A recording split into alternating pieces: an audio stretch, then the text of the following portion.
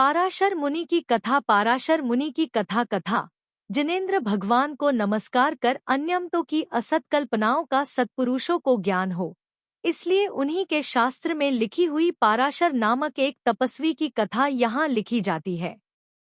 हस्तिनापुर में गंगभट्ट नाम का एक धीवर रहा करता था।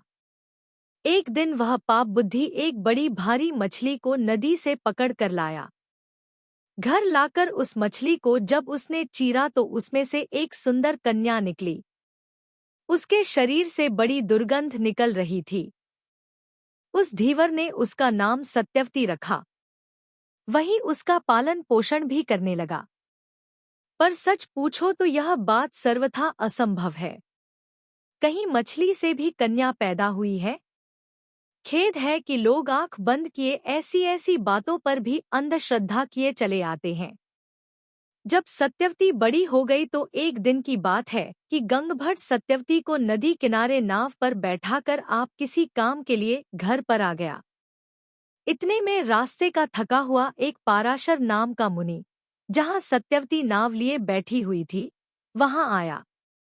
वह सत्यवती से बोला, लड़की, मुझे नदी पार जाना है, तू अपनी नाव पर बैठाकर पार उतार दे तो बहुत अच्छा हो। भोली सत्यवती ने उसका कहा मान लिया और नाव में उसे अच्छी तरह बैठाकर वह नाव खेने लगी।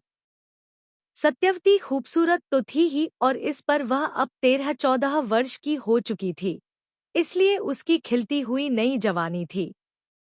उसकी मनोमधुर सुंदरता ने तपस्वी के तप को डगमगा दिया। वह काम वासना का गुलाम हुआ। उसने अपनी पापमयी मनोवृत्ति को सत्यवती पर प्रकट किया। सत्यवती सुनकर लजा गई और डरी भी। वह बोली, महाराज, आप साधु संत, सदा गंगा स्नान करने वाले और शाप देने तथा दया करने में समर्थ, और मैं नीच जाति की लड़की, इस पर भी मेरा शरीर दुर्गंधमय, फिर मैं आप सरीखों के योग्य कैसे हो सकती हूँ? पाराशर को इस भोली लड़की के निष्कपट हृदय की बात पर भी कुछ शर्म नहीं आई और कामियों को शर्म होती भी कहाँ।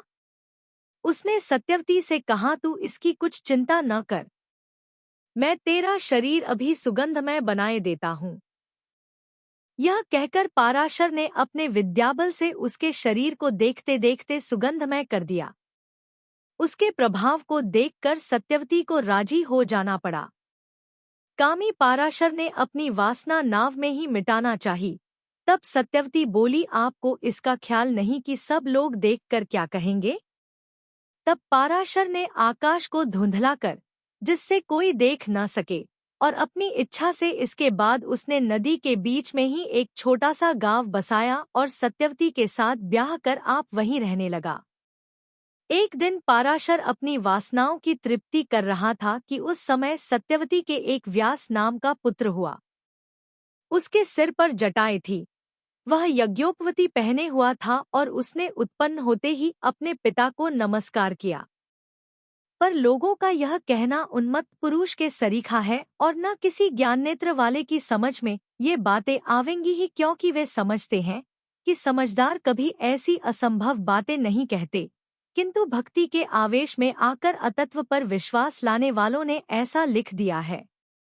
इसलिए बुद्धिमानों को उचित है कि वे उन विद्वानों की संगति करें जो जैन धर्म का रहस्य समझने वाले हैं, और जैन धर्म से ही प्रेम करें और उसी के शास्त्रों का भक्ति और श्रद्धा के साथ अध्ययन करें। उनमें अपनी पवित्र बुद्धि को लगावें, इसी से उन्हें सच्चा सुख प्राप्त होगा।